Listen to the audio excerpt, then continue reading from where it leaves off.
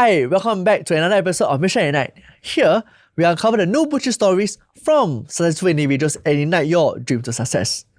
Today, we are in for a real treat as we welcome a leader whose name is associated with the iconic ice cream sundaes and the friendly family experience that we all know and love, Swensen's.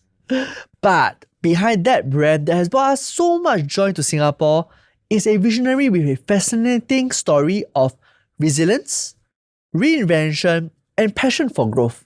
So, from navigating challenges to steering Swensen's into a new era, he's here to share with us the high and the lows, the climb of his entrepreneur journey. Joining us is none other than Teo Tong Loong, the CEO of Swensen Singapore. So, let's get ready, grab your favorite dessert, and let's dig into his sweet and inspiring journey. Welcome to our podcast, Tong Loong. Hi, thank you. Thank you for having me, Tilly. It's our honor, actually. So why don't you introduce yourself to our audience out there? My name is Tong, right? I'm CEO of Swensen's, right? But I also wear another hat at ABR, which is the company that owns Swensen's. Mm-hmm.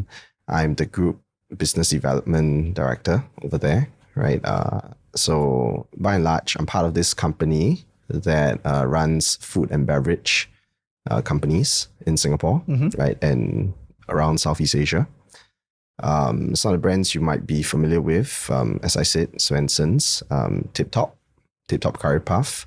We have Chili Padi Catering. We have Season Bakery in Malaysia predominantly. Okay. Right. With More Better. It's a fried chicken brand. These are all more mass market brands. And recently we opened a fine dining restaurant called Fizz, right? Restaurant Fizz. And a couple of other small ones, right? In ABR, there are two divisions, right? You have F&B, which I've pretty much laid out. And then we also have a property division. Property as well? Yep. So we're listed in SGX main board, right? We've been around for many years, right? Most of our F&B brands are at least 25 years old, right? So, well, that's an intro of the company, right? So Tong, let me ask you a few questions here so that our audience can understand a little bit better. Yeah. So ABR is the main group here, and below that is all the different F&B brands. And of course, the other division is the property side. So today we're going to talk about the F&B side per se. Okay. Right? So on the F&B side, I think you are the group business development officer. Is that right? Yeah. Right. What do you do there? So when you talk about business development, right, it's pretty much a term for everything, right? The chief of everything, right? So you basically do everything under the sun to develop the business, as the title says, right? So it can be anything from coming up with new product ideas, developing franchises, developing the brands, everything under the sun, really. Partnerships. And that is that will be hand in hand with Swensen's itself. So you manage Swensen's in the operations, everything else as CEO. At the same time, you look at the other brands and develop them as well. Yeah. Well, Wow. Of course, there's no way one person can deal with all these, right? And I'm very fortunate, right, to be part of a company, that is a pretty sizable group, right? So I have a lot of support. Right. So each business unit will have its own GM, right? They're structured differently, right? But operational matters, they're decentralized to a certain extent, right? Business strategy to a certain extent, right? Branding. Well, I mean, it's just like any business, right? There are different components. Different group functions like HR, procurement, finance. I mean, it's just like any company. Yeah, but that's it. I mean, different arms will have their own culture, or are the culture same and aligned to ABR? I would say most of the companies, if not all, culture-wise, we're all pretty aligned, right? I think in ABR, well, I mean, ABR is listed, right? But it's predominantly a family office, right? It's corporatized, right? There is, roles, SOPs, structure, right? And all that. But what gels everyone is the idea that everyone is a family. Okay. I think the family culture is pretty strong, and if you ask me, I think it's built, from all the years of growth in all the brands individually. So not all the brands started with ABR. So there were M&As through the 40 years, 50 years, right? That the company has been a couple of decades, went by with different M&A phases, right? So when as a group business development officer, do you touch the property side as well, or that is handled by someone else? There is some engagement, right? But at this current point, my focus is a lot more on the F&B side. F&B side of things. But when there's opportunity, right, for any kind of property deals, right? It's family, right? Right. And again, the title is business development, right? So you develop business in all aspects of it. I guess. Yeah. So now I'm curious. I think, can you share with us, right, your journey, right? How did you actually became the CEO of Swensen as well as the group business development officer of ABR? Okay. Well, how did I get here? Yes. Maybe your past experience. Okay. Well, I started my career in a bank, right? And I spent close to a decade there. Wow. Right. And in the process, maybe I shouldn't be saying this. I was moonlighting quite a fair bit. Okay. Because before I joined the bank, when I was in school, I had a company with a partner. So you started an entrepreneurship journey even studying? Yeah. Wow. And why do you do that? So the story is back then there was this thing called Groupon, right? It's gone now, right? But a friend and I had this idea of doing a course for Valentine's Day. Okay. Teaching people how to do websites. Oh, wow. And SEO, right? So I'm a finance major, right? But I always had interest in tech side, tech development, right? In the early years, because internet speed was not really there yet, you know, payloads needed a lot longer to... Was that the part where the modem needs to dial in, or is that after that? Yes, you can tell by the amount of white hair I have, right? You still look very young, trust me. Thank you. No, but yes, you're right. It's that period of time where 256 KB and 512 KB dial-in modems was still the thing, and broadband, as they would call it. I mean, it's still called broadband today, but the speeds are vastly different. I mean, we went through many phases, right? There's the 56K, and then there's the 256, and then there's the 512, right? Yeah. At that point of time, it was, I think, around the 256 time. And most web pages online were mainly HTML based. Yep.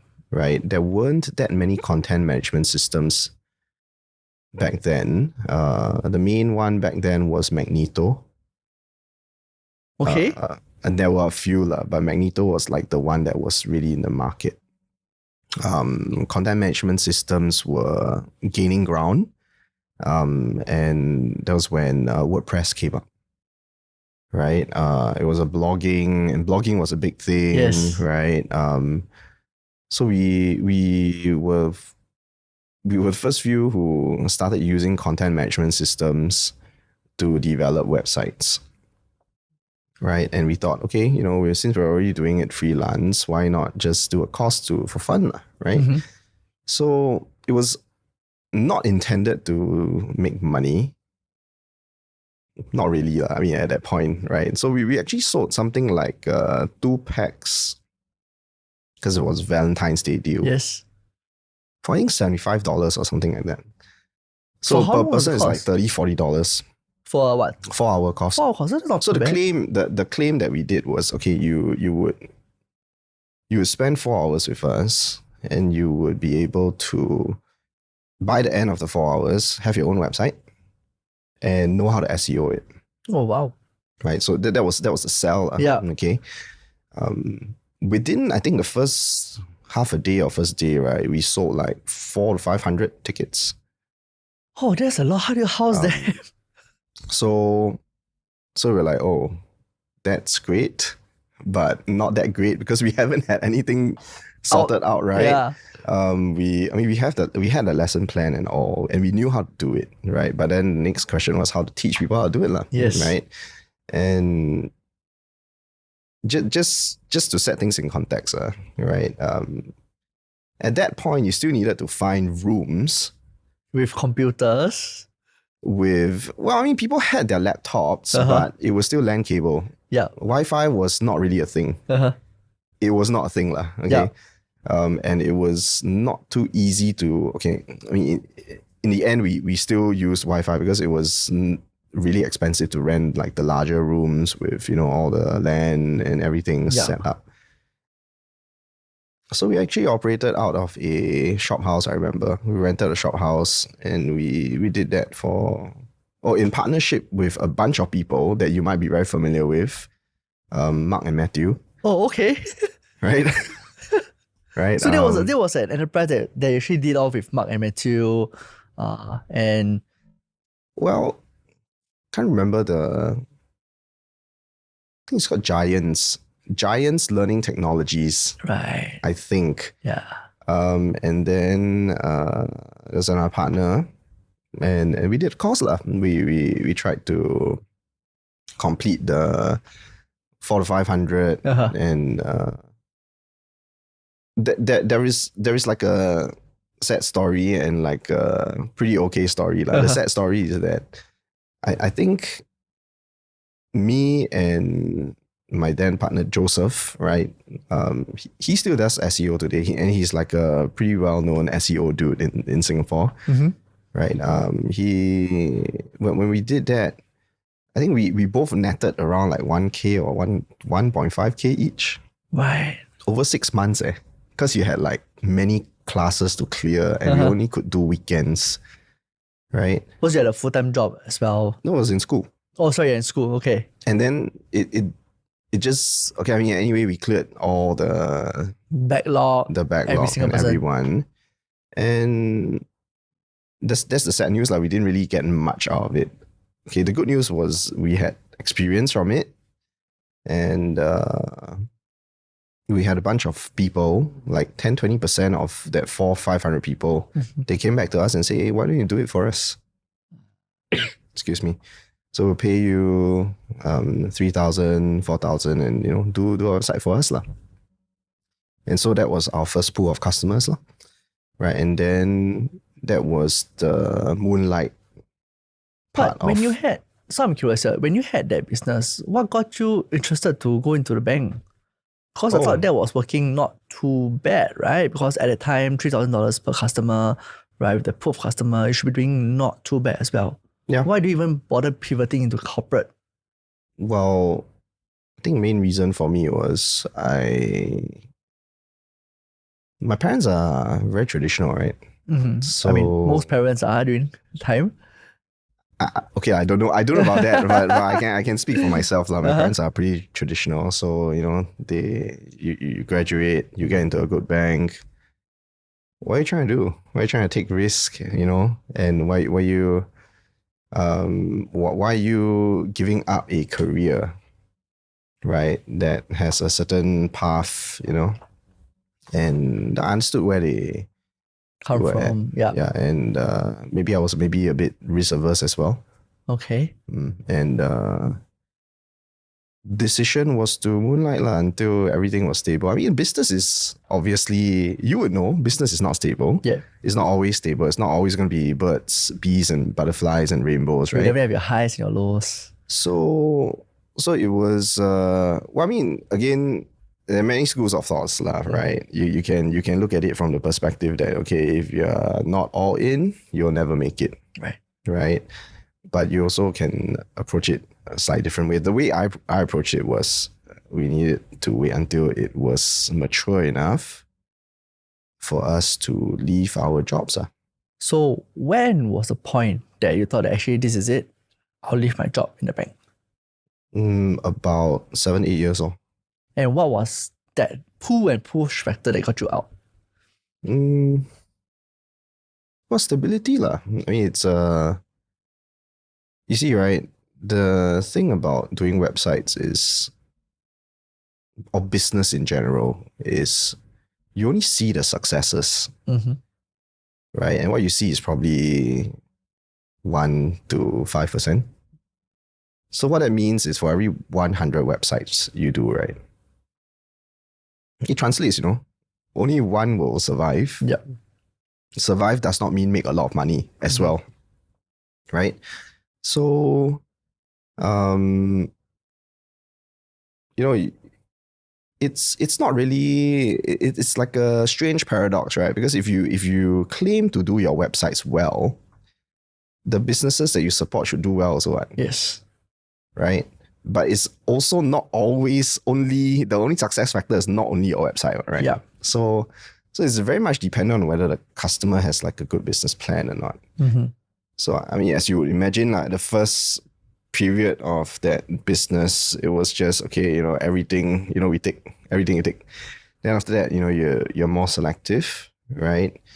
And then you learn how to deal with customers who are, I mean, all sorts of customers, right? People who know what they want, people who don't know what they want, and people who listen, people who don't listen, and it's a lot of work. The development part is actually fairly straightforward, right? But when it goes deeper into like satisfying the customer, of what they think is right, whether it's right or wrong in the first place, right?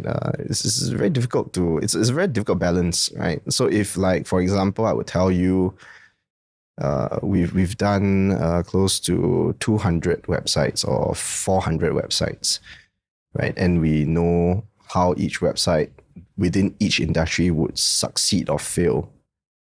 Would you listen to us, or would you still think that your idea is the holy grail, right? I think some people do listen, some people don't, right? But end state is, we evolved the model, so we stopped churning volume. We did more sustainable business. So thankfully, there were successes, referrals, and that's how business grow.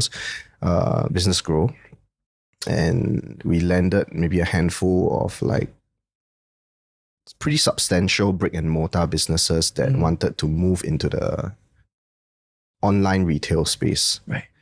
This was before Shopify. Okay, just to put things in context, right? This was before Shopify, when Stripe was still not even a thing yet, or it was a thing, but PayPal was still established. PayPal was the main PayPal was driver still then, the right? main payment gateway. And I mean, there are a lot of things have changed from then until now. I mean, today you don't think twice of purchasing something online. It's a norm now. And a lot of things have changed, right? Marketplaces didn't really exist as well. Okay, sorry, I digress too much. No. I think that was good information. So pretty much post that time frame, we've matured the business to a certain extent. Okay. And we decided to leave to do consulting, right? And consulting on the basis of joining a company, a startup, or there are different phases for another 3, 4, maybe 5 years, right? By then, I was already engaged to my wife. Uh-huh. And we got married in 2019. Right? That was when I got offered the role. In ABR. Yeah.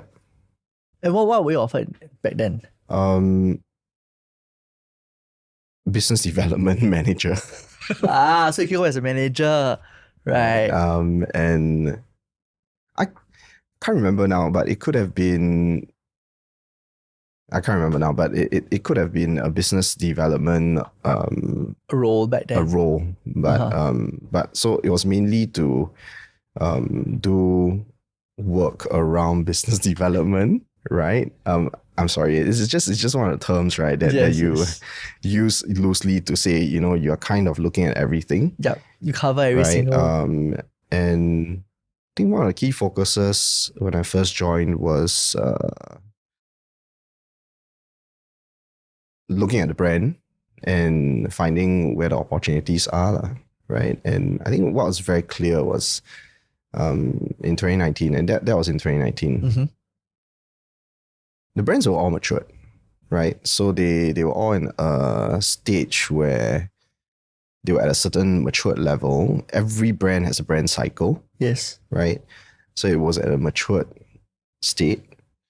So the key question was, how do you reinvigorate some of these brands, if not all? So I think we started with Swensen's, and we looked at the track record and the customer, and tried to figure out what were the steps ahead. Right. Right. I mean, if I go any deeper, you'll be talking about business strategy, really, which we can, right? Yeah, so over here, I'm curious because I think when you went in, right, as you mentioned, it's a family business, right? What are the struggles that you had? Because 2019, I think that was a year that it was pre-COVID, right? And then the year itself, at the very end of it, COVID hits as well, right? And for you, which is just newly entering the role, I'm definitely sure that there are two sets of struggles. One is brand new culture, brand new politics, right? Brand new dynamics there because it's F&B, right? You were doing websites. So that's one component. And then with that happens, just 1 year in the business before things could magically happen or things that you have in place could push in, COVID hits. Share with us that 1 year or that 1.5 years. Well, the interesting thing is,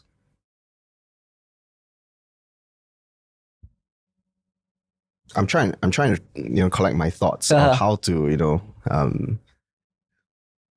give you a statement, right, that covers all aspects areas of that. We can break it down, which is really difficult. But I think the easiest way to look at it would be when I first joined, there were grand plans, right? So okay, this company, this brand, Swensen's, it's been around for 40 years, right? You look at the industry, right? The F&B industry in Singapore is so competitive. It's pretty much a perfect competition, right? An evolving perfect competition. So in any kind of perfect competition, margins go to zero, right? Yeah. And the question really is, how do you differentiate yourself, right? And so we had loads of different kind of plans, product development, branding, marketing to reinvigorate the product, the service, right? The restaurant, the positioning in the market. And as you said, COVID hit. I'll say it once again, right? ABR is not huge, but it's of a certain size. And I'm very fortunate that who's in the ABR family, they all have the heart to do well for the company, right? We mentioned earlier about, is there a lot of politics? Yeah, I think politics is, often when people say politics, right, it always carries a negative connotation. Yeah. Right? But I think it's normal, right? For every company of a certain size, or you put two people there can be friction already. Yes. Right? So definitely. So I when I look at it from the perspective that it is just friction, right? That will always happen. And friction is, some is good friction, some is bad friction. You just need to manage the friction, right? Because friction also creates sparks, right? Yes. And sparks is where, sparks, or the defined spark in this context, right, is where the magic happens. Yeah. So when you say that, is there any stories or anything that in your own experience that actually happened from this kind of positive sparks? Yeah, there are too many. There are too many to mention. One interesting or good one? Well, maybe it's not just about the spark, right? I mean, we talk about the spark a lot, right? But I think in any kind of business, I'm not trying to be generic here, but the reality is this: you don't really know what you're doing. And a lot of times, successful businesses fall into a situation where they think that their past successes can define future success. Right. But in many cases, that's not the case. Right? If you look deeper into like all the more developed multinationals, right, the most consistent thing is change. Right? So you don't really. It's not like, okay, you find one formula and you apply it and then it's going to be there forever. Everything has like an expiry date. Every business strategy has an expiry date, right? But coming back to what we were talking about, right? So we had huge plans, right? We wanted to grow the company, to do this, that, the other, right? It was all theory, right? And then COVID hit, right? Friction. I'm just trying to marry the 2 points, right? I don't run the company, right? The company is ran not just by one person. Yes. It's, by a group of individuals, right? Everyone has their views, right? So there will be friction. Definitely. In that sense, everyone has their own thought processes of what is right, what is wrong, what are the priorities, right? But COVID was one of the things that normalized everything, right? If you ask anyone in the industry, nobody knew how to deal with it, right? Look, the bunch of people that ran ABR for the longest time, for at that point in 2020, for the last 40 years, right? A lot of them were there for like literally that full time, full period of time. Okay. They didn't know what to do because they've never seen something like COVID. Yeah. Right. And that's what made everything kind of a level playing ground, right? So to me, it was a good thing because I was starting at ground zero also, right? Yeah. No F&B knowledge. I mean, everything is theoretical. When I'm talking about knowledge, I'm talking about like practical know-how, experience, actual experience, right? And some of these things you have to develop over time, right? Business acumen is, I think, it can be learned, but specific industry knowledge, market cycles, right? Simple things like, what happens in a calendar in 12 months? When does your consumer spend more, spend less? Who's your target audience? How do you segmentize your audience? Yeah. And in each segment, how do they behave? How are their behaviors changing?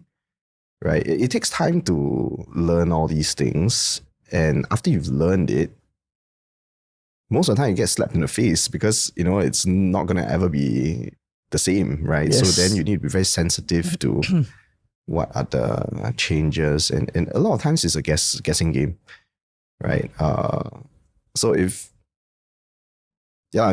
my point was, when COVID happened, because nobody knew what the next step was, right?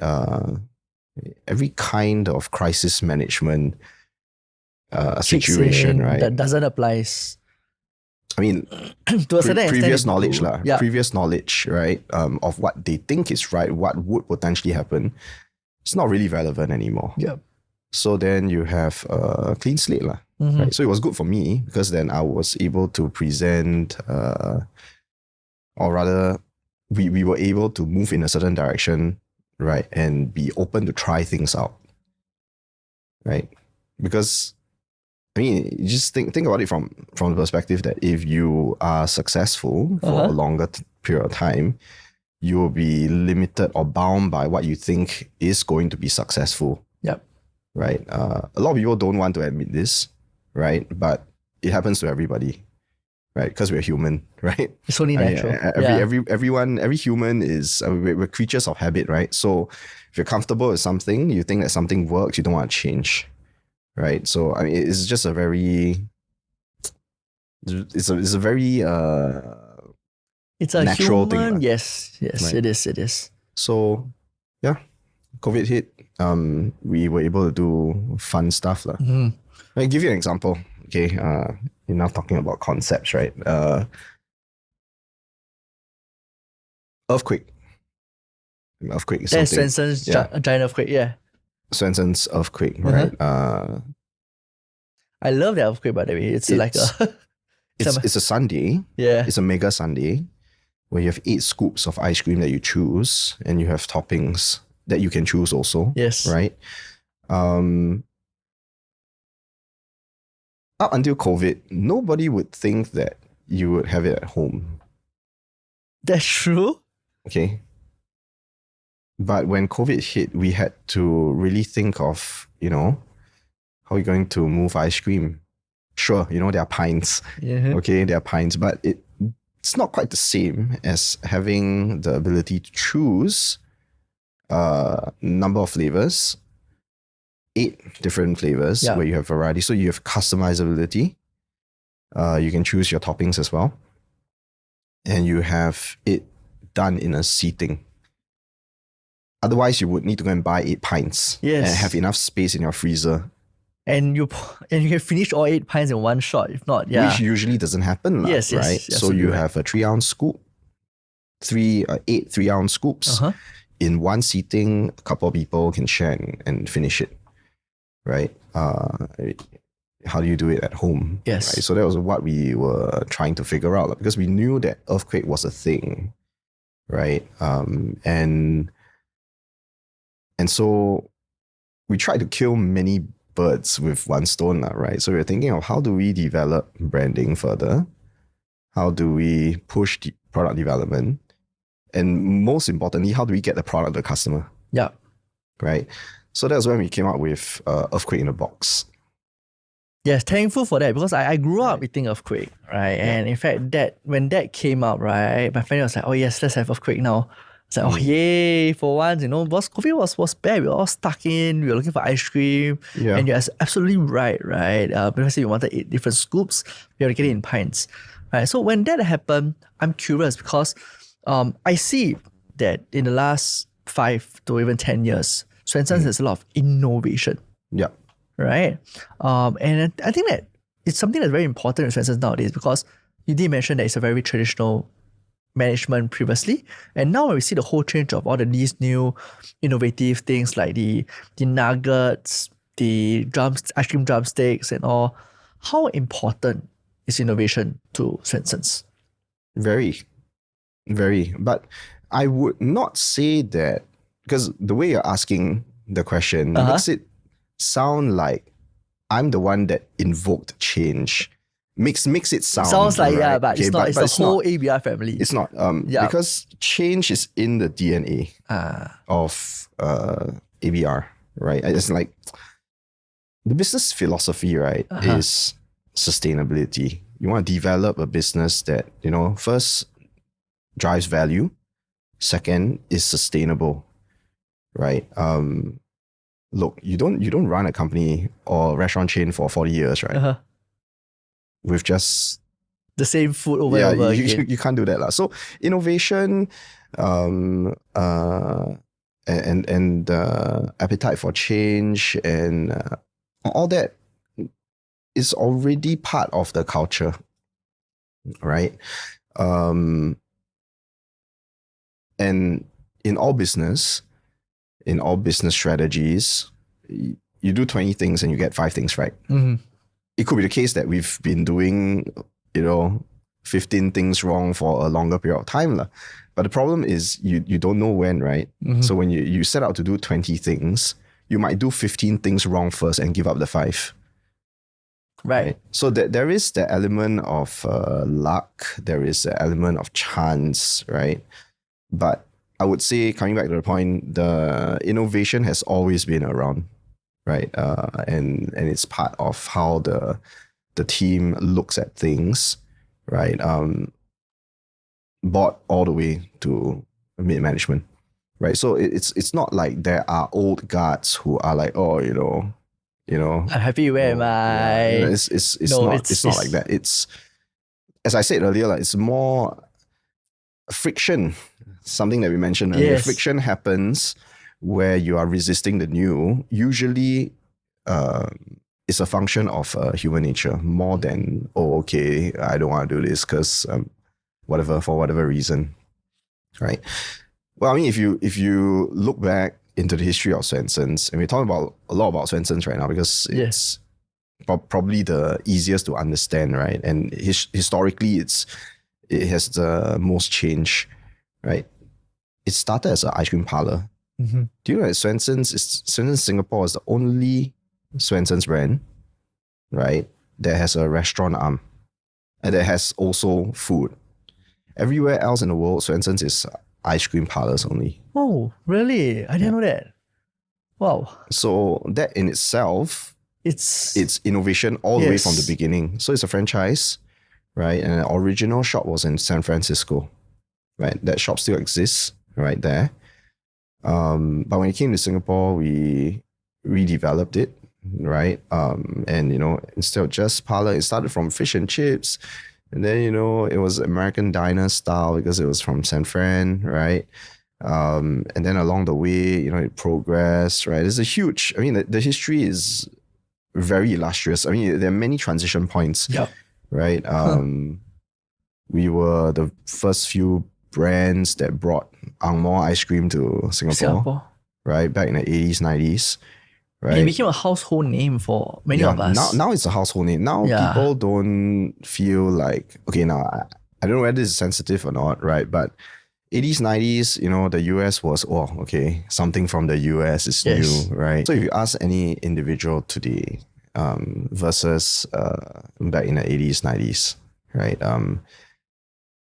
The idea of globalization is very different, right? We in the 80s, 90s, we felt like everything was new coming in from overseas. That's right. Yeah. Right. Well, today there's still some element of that, right? In the last decade, I think the K wave has really pretty much taken over the world, right?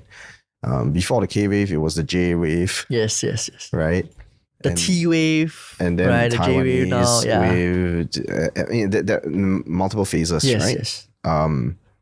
But just imagine the K wave was the equivalent of the U wave. the US wave at that point of time, right? So it Never again, thought that, but yes, that's a good.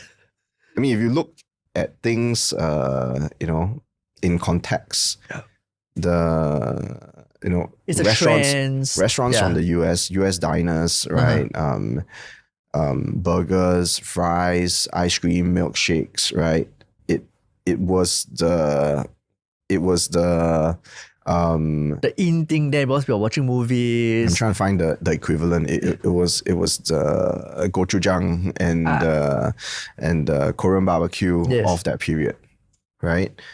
So when that happened and it came in, everything was great, and it developed over time, right? Many phases, right? And Singapore, we were very lucky, very dense, populated, and that's where I'm not the one who coined this, but everyone always have the same opinion, right? It's nothing to do in Singapore. So what is Singaporean lifestyle culture? It's all about food, right? It's nothing else so it's kind of like our identity now over the years, right? So that in itself created way more competition, right? If you look at I mean, we're comparable with any other major cities in the world in terms of like our food culture. Because where we are situated, the diversity is also, off the charts, right? You literally have everything, and everything is great. You want, and there's a huge evolution as well, right? In the past, you would say, okay, let's go to a Western restaurant. I tried it; it's really good. Oh, the Japanese restaurant is really good. Oh, this Korean restaurant is really good. Yes. This is maybe 10, 15 years back, maybe 20 years, okay? But now and more recently, maybe in the last decade or last 5 years, you're no longer mentioning or referring food choice or restaurant choices by cuisine, Yes. but by specific food choices. Because it's already so saturated. Yes, right? it is. So I know this really good burger place. I really like this pasta place. I really like this omakase, right? I really like this So, I mean, with that said, right, as your role in business development side of things, how do you make these branding stand out then? okay. It's a loaded question. I mean, I wish I had In a simpler form. I wish I had the answer, right? Because that really is the million or $billion question, right? Yes. If anyone really had the answer to that, right? I would teach a masterclass on that and not need to do anything else. You don't. It's hard. It's always changing. Consumer trends are always changing. There is no one rule. But I think the guide that we've taken all these years is, what does the customer really want, right? How does it work with your current positioning, and are you still aligned with your current positioning, right? And considering all those things, is it part of your corporate purpose? Right. Is it part of your, what the company is trying to do, Yeah. right? So as far as I'm concerned, ABR is always set out to deliver sustainable business, right? And deliver great value. And these are always the two things, right? That we, at the core, right? Deliver great value, and it must be sustainable, right? So how do you do that? Then everything falls into place. So now you have Swensen's, okay, you position as a family restaurant of choice, right? How do you do that? How do you run that? Because it's a position that way, right? What's the plan for that from a marketing point of view? How do you target your customers? It all falls from there. Yeah. Right. What, you want me to go into specifics? No, I don't need to. No, right? I mean, It's why you cut away. way too long. Yeah, it's very long. No, yeah. it'll be way too long. It's those short answers is good. Yeah. So Jimmy, you think on this we cut away. We haven't even finished the intro yet, right? So the idea was, we digress quite a fair bit, right? Yeah. But yeah, to answer your question a little bit more generically, how do you develop the brand? What was the answer for pushing the boundary of reinvigorating the brand, right? It was, to me, at least at this point, is product development, right? And going back to the customer, what does the customer really want? Yeah. Right, and need, and if you can marry what the customer needs, right, to the business, then I think there would be value created.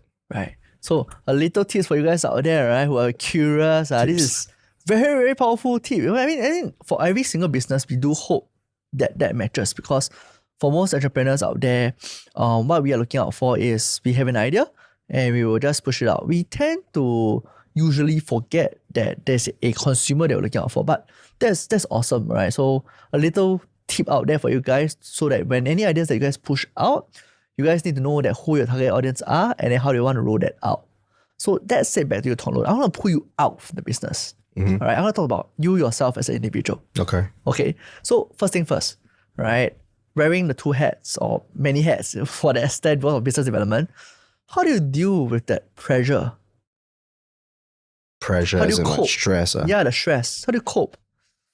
Well, if you have a great team, you'll be less stressed. I mean, I really always say that because it's the truth, right? And I mean, from I don't know, how long have we been speaking for? Half 15, an hour? 15 minutes, half an hour. Yeah. You can tell that I'm all over the place, right? Yes. I'm not very organized. You But are doing a lot of things. Now I'm very, very intentional Uh-huh. on trying to organize the thoughts so that we are, talking about the things that we want to talk about, right? But the fact of the matter is I'm very, very disorganized. I'm a very, very disorganized So person. with that said, how do you manage that then? So you need to have people to support you who are organized.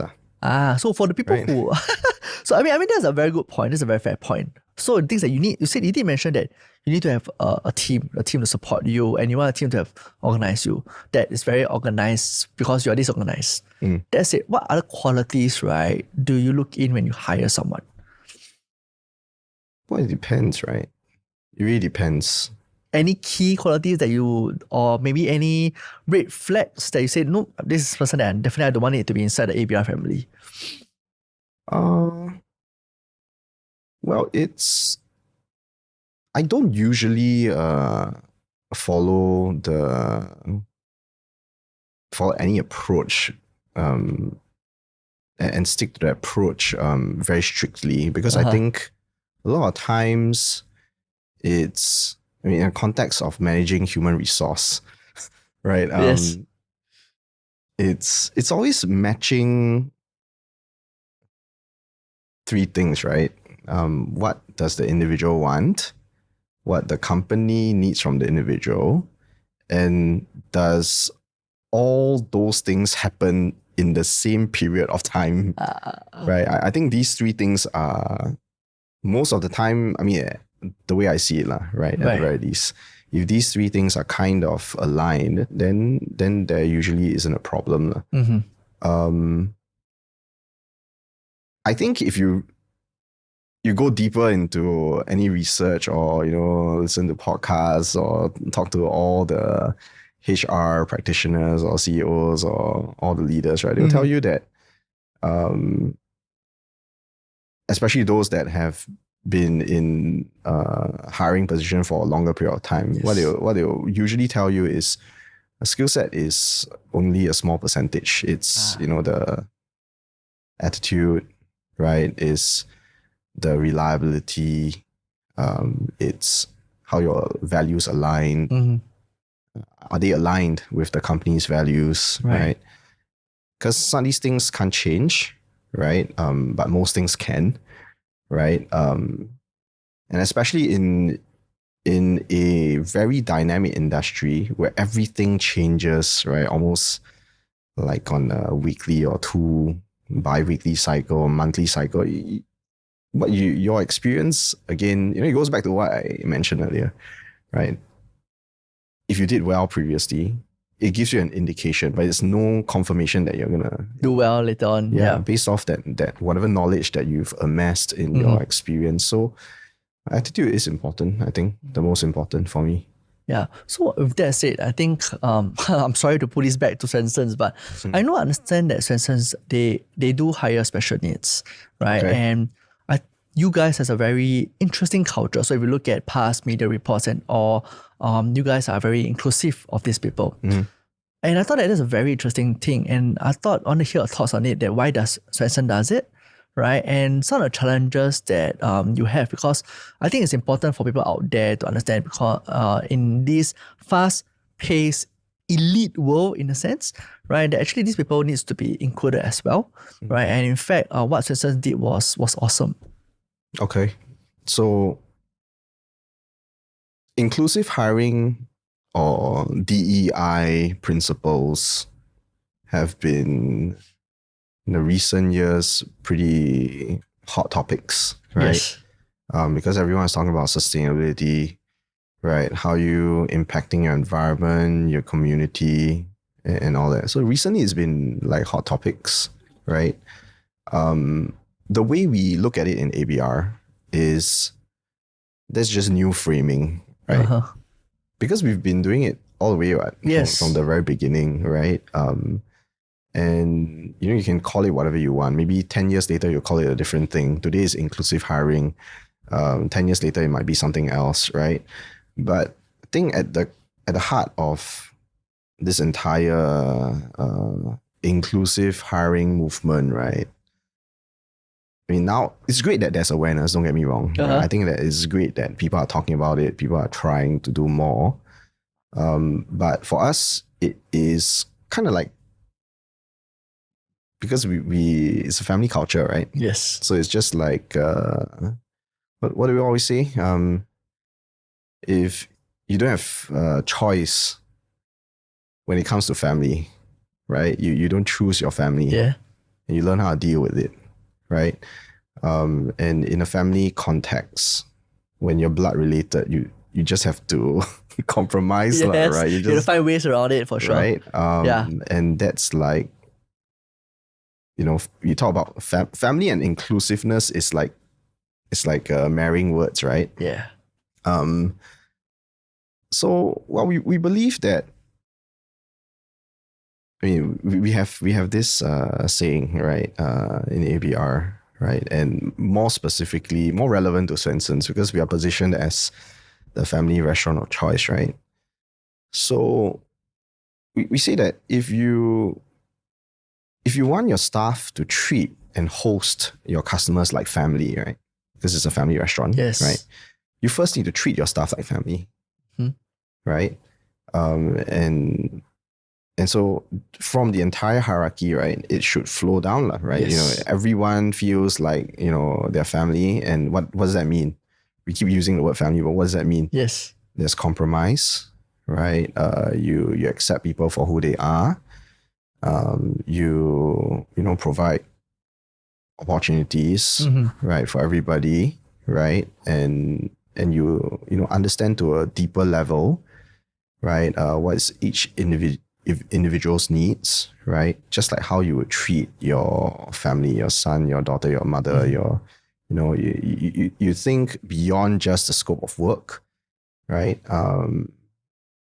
Sure, we are running a commercial business. Yes. But we're actually supporting livelihoods. Yeah. Right? But the thing is that in today's context, customers are very demanding, especially in the service line. Okay.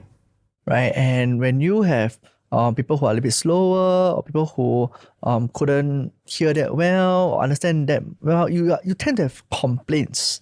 Yeah. For sure. I'm quite certain. Okay. How do you deal with that? Well, the idea of having good service in Singapore, right, is, I mean, it's quite tough, right? Yeah. I think Singapore is a place where it's in our culture to want everything quick, right? Because we live pretty hectic lives, I guess, right? Again, relative to Fast pace. Yeah. I mean, it's just relative to the world, right? We're a little bit faster, we're a little bit more stressed up, right? So it translates to what you expect from a food and beverage establishment that's serving you, right? Well, we were talking about this example earlier, right? We have from time to time customers that have negative feedback. Yes. And it's an interesting story because this actually made the news, right? This lady wrote a post on Facebook, right, saying, why is this person ignoring me, right? And then later on realized that, hey, okay, this individual was neurodivergent, right? So, I mean, everyone knows that, Swensen's is a company, right? We are inclusive, right? So we don't, there are no like requirements to the point where, nobody has an opportunity. So we say at our company, we feel like everyone deserves an opportunity. Okay. Right? So we're open to anyone as long as, the requirements early on I mentioned, right, are met, right? Yeah. What individual needs, what the company needs, and can be done within the time frame. Right. Back to the example. Later on, she she wrote another post, or changed the post, right, to saying, oh, later on then I realized, right, that this individual was from a special needs school, right, that Swensen's hires, and she was very heartened by it, right, and then you know how Singaporeans are, right? There are a lot of keyboard warriors, right? Yes. So you have loads of people saying, oh no, but I'm paying service charge, right? I need to be, served, right? Yeah. And then they're like, but when I look at that post, I look at all the good stuff, right? Yeah. And I'm very, very encouraged, because there are a lot of like hardcore Swensen's fans, right? Who defend us, right? And say, hey, come on lah, don't go lah, right? Right. But yeah, and a lot of people saying, yeah, definitely we'll support Swensen's, because we know that, things are, it's a family restaurant. Yeah, and they support the community. Yes. Right. It's very interesting.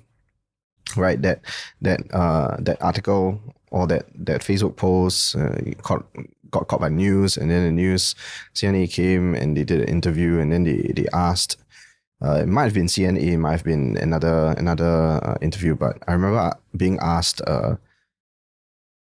why don't Swensen's follow what some other brands are doing, right? So some other brands, they give the neurodivergent individual a tag, saying, I'm new, or I am this or that, right? And that shook me a little bit, because for us, we strongly believe that, and not trying to PR this or what, but it's really what we do believe, right?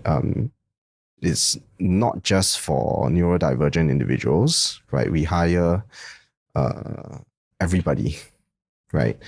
The whole idea of being inclusive, the whole idea of having a family-oriented culture, is that we don't ostracize you, right? We don't follow a certain stigma, or we segregate you into a special group where we treat you differently. The end goal is, you treat everybody the same, with equity, right? And that's really truly being inclusive, right? So if I've been asked this question a couple of times, right? Then how would I be expecting the customer to react? My expectation really is, at the end of the day, by the time when we are really fully done with, we'll never really be fully done, right? The process is long, right? But by the time we find that we are in a better position, and we always should be striving for a better position, is where customers come to the restaurant and they can't tell the difference. Yeah. And that at that point, I believe we would have, achieved our objective. And I'm very happy to say that some outlets, right, we've achieved that. Like in the past, we had very intentional outlets, right, set up to deliver that support. Yes. To those individuals. So we have partnerships with APSN, Meta School, right, and the idea was that they come in on a training, right, and they use the premise, they do the work, right, they get used to it, and they see whether it's a fit for them, right. So we've been having this process for what I think we started in 2008. If I'm not wrong. So it's many years already. Yes. But we used to only have like 1 or 2 or 3 outlets, right? But now every single outlet, it doesn't matter, right? You can walk in, you can interview, and we see it as a case. In earlier years of us doing this, only the schools would send the students. Yes. Right. But now we have walk-ins who say, I'm actually medically diagnosed as this, that, the other, right? Will you Teach me. Yeah. Do you have an ropes, opportunity? Yeah. Right. And we always say yes. Right. Now, there is no sugarcoating this, right? It is not easy. F&B is very, very, very challenging, especially, look, it doesn't matter whether you're neurotypical or neurodivergent, right? Everyone finds the job. It's a hard job, right? It's not easy, right? And companies will come out and say, oh, we are, we follow DEI principles, we are inclusive and all that. But I mean, I would say this now, right? Companies don't only do it for the purposes of being inclusive. Come on, right? The reason why we had to do it also is because we're short of manpower. Yes. Right. So, I mean, whilst we're basically just matching needs, right? There is a need, and we're following our values, right? We're trying to be inclusive as much as possible, right? And therefore we do it, but not because we want to be inclusive and all that, right? But it's an opportunity for a how to put it, a little loophole wrong, a little weaknesses or a problem statement that come up, because the F&B industry has always been lacking of manpower, right? And being inclusive to this special group of people fits and that problem statement, and therefore it in a way helps and conquer that problem statement. So it's an opportunity, isn't it? Yeah. No, I always feel like it's a function of, or rather the magic really happens when the scope is defined for the individual. I'll give you an example, right? We have some large outlets where you have to cook a lot of pasta. Okay. Right? Okay. So there will be potentially a function, right, of a kitchen individual cook, a commis cook, okay, who needs to just do nothing in his shift. It could be 4 to 6 or hours, right? Doing nothing but standing there and boiling pasta. Right? There's actually a need to do that. Yes. Right? Because we actually serve that many Pastas out. Plates of pastas, right? It doesn't always apply, but I'm just using this as an example to illustrate how scope is very important, right? A neurotypical person would feel like, hey, you're asking me to do pastas all day. I'm here, right? Come on, I want to learn new things, right? I wanna. Okay, take away the part of they want to learn new things. Everyone wants to learn new things, right? That does bored or doing the mundane stuff over and over. But a neurotypical person will get restless. Yeah. Right? Because the amount of focus is not there, right? However, a neurodivergent individual, right, might not feel that way. He or she might be a lot more comfortable to just do one thing without multitasking, because it's just how they're wired, right? So that works. It's a real life example. So we have an individual who does the pasta 4 hours straight, and he's okay. And I understand that they do it exceptionally well. Yeah, they do. And again, it's how our brains are wired, right? Neurodivergence is also a new topic in the last decade, right? Before that, they would just say, oh, you have ADHD, oh, it means you're naughty. Right? Yes. Or you're lazy, you are this, you are that. But I mean, now we have a little bit more understanding. Maybe I have ADHD. That's why I can't, my attention is it's not that great, and I'm disorganized, right? But then, I mean, if you read all the journals, they always tell you that people with diagnosed ADHD, they have superpowers.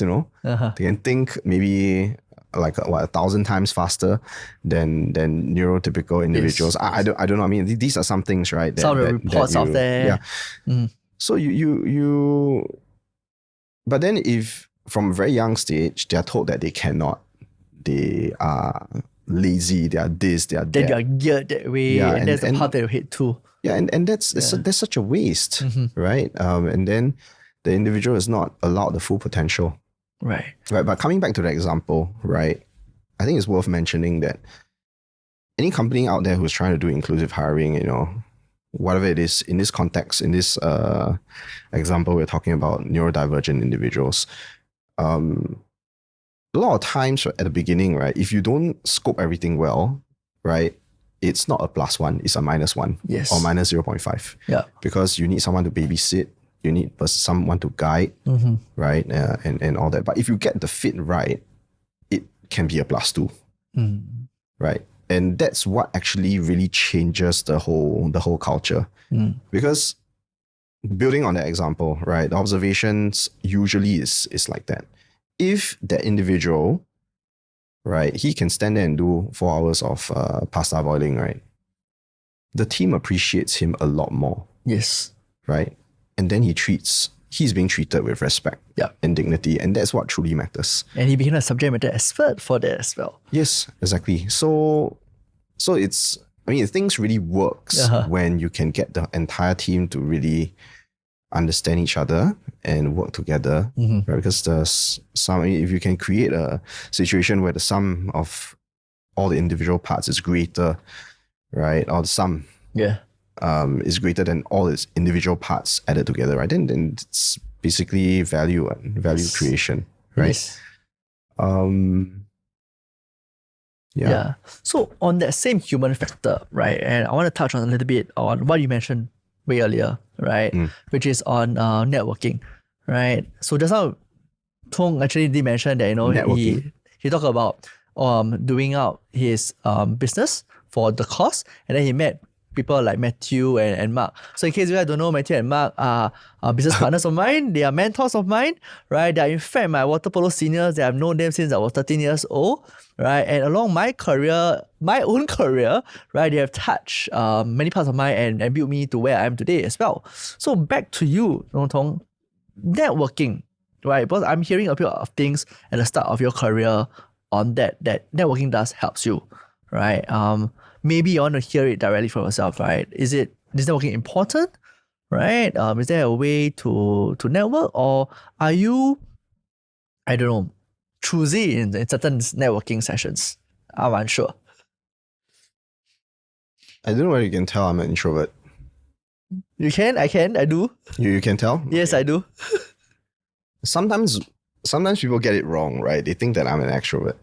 So it actually takes a lot of energy for me to do these kind of things. It is. Right. But my point was, because I'm an introvert, I really don't, it's not, I don't It's feel, not natural for it's not natural for me to meet people. But I do see the value in it, right? Every book out there on the subject will tell you that your network is your net worth, right? Yeah. And it's true to a far extent, right? It's not, a lot of times it's not how you, when you stumble upon a problem, right? A lot of times, right, we tend to think, how do we solve it, right? But if you look at it just from a slightly different perspective, right? If you can change the how to who can you help, who can help you solve it, I mean, then it basically answers your question, right? Your network is very important. What about mentorship then? Yeah, it's everything. It's everything. So do you have many mentors in your career? Oh yeah, of course. I mean, that goes without saying, right? You don't come out into this world from your mom. Yeah. So the thing is that because many of the young ones out there, they do not know how to find a mentor, right? And especially for you, you're an introvert. How do you seek your mentors and ask them to, hey, would you be willing to guide me? Look, I was in the right place at the right time many times in my life. So I consider myself very, very fortunate. Yeah, right. When it comes to meeting the people that I've learned a lot from, right? Everything happened almost naturally, right? I mean, I didn't really realize this until much later in life, right? That,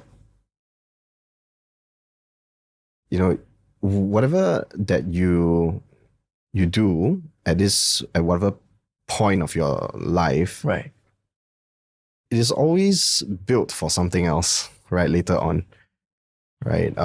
If I had not gone into the specifics of doing that course or had any interest in full stack development, I wouldn't have been able to develop the skill set for the current day digital marketing space. Right. If I had not learned how to or had interest in food and cooking and all that, it'll be probably harder for me to even get into the line, to even understand and help grow the business. Yeah. And I've always been very interested in human behavior as well. Right? I wanted to do psychology, right? I didn't, but I mean, I was interested in that, right? And because I was interested in that, I mean, whatever you're interested, you're going to read more, you're going to watch videos, YouTube or whatever, right? If I wasn't interested in that, it wouldn't be applicable to what I'm doing today. Because a huge part of developing business strategy for a retail business, right, is understanding your consumer. Would you say that there's a habit that you always do? Because I think you did mention that if you're interested in it, you read, right? Is this something that you read up a lot? It's a habitual thing that you do on a normal basis? Or what other habits do you have that actually help you grow? Okay, I say I read, but it makes it sound like I read a lot. Okay, it can be short articles, it can be short research. I try. But what I've realized over the years is I think I'm slightly dyslexic. So, and maybe I have ADHD, so I can't really keep the attention span, right? So a lot of times I listen. So podcast is something that I have. I mean, you're talking about habits, right? My commutes, right, are either meetings that I need to squeeze that can fit in a 15 to 30 minute time frame, or listening to audiobooks, listening to podcasts, right? I think that's a habit. So when I get in a car, right, then you have put on something that might be interesting, right? Yeah. I mean, coming back to what you were asking about network, right? Yes. I believe that everyone you meet, right, in the course of your life, right, you don't meet them for no reason. Right? I think I do feel like but at least that's what's happened to me, right? Everyone whom I've met and built a relationship with, it's not just, I mean, of course you will have your fair share of road friends, right? But the life friends actually make lots of impact in my life. Right. In many areas. Right. And so thankfully you made those friends, man, so that I can actually invite you to be a guest in my show. Well, I mean, thank you for having me, right? Yeah. So I think many of our viewers out there, they are very young, right? Some of them that might not be that young, but all of them has one common trait, which is they're looking for success. So now I want to bring you back. If let's say I were to change time back to when you're back to your 20s, when you're doing the course again, all right, to where you are today, what would you have done differently? I don't know. I wouldn't have done. I don't think I would have done. Probably wouldn't have done anything different. How do you say? I mean, you don't know what you don't know, right? So you need to be more daring, I guess. So on that aspect, then, if there's one thing that you wish that you have known at the beginning of a career, what would that be?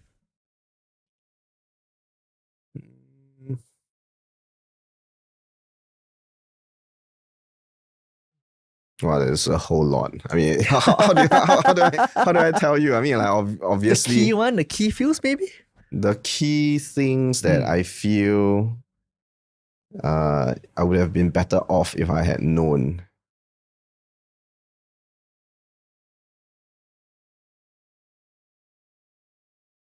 Okay, this is not meant to be evangelical, right? But I found faith a lot later in life. Okay.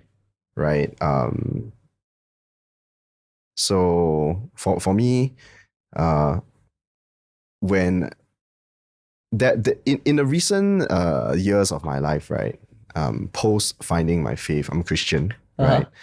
A lot of things made sense, right? Sometimes I do think about it, right? If I had found faith earlier, right, how would things how would I have been guided in maybe perhaps I would have been guided in slightly different ways, because my worldview and perspective was very different. Right. It was a lot more short-sighted. Right. And it's hard to put in words. It's not easy to put in words, right? But because your question was okay. To all the younger listeners, right?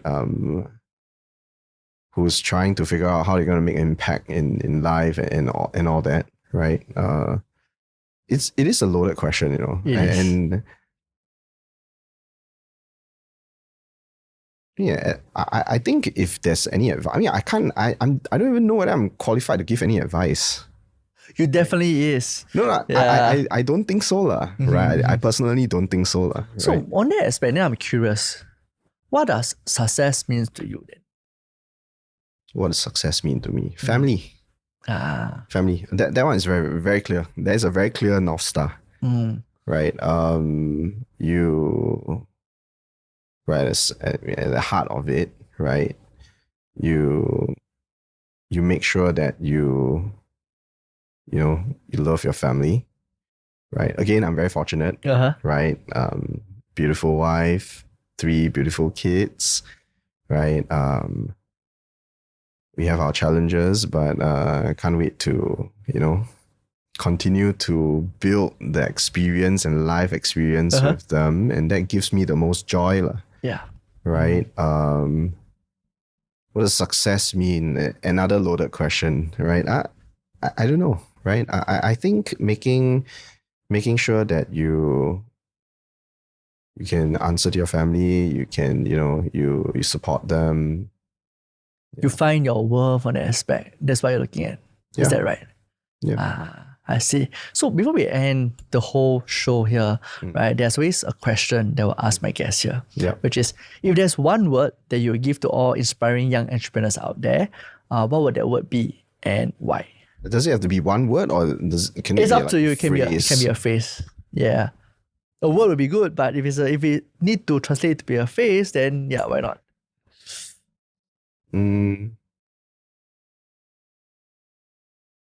Well, I mean, since we just got off the topic of faith, right? It has to be love, lah. Love. Okay, and why? It has to be love, right?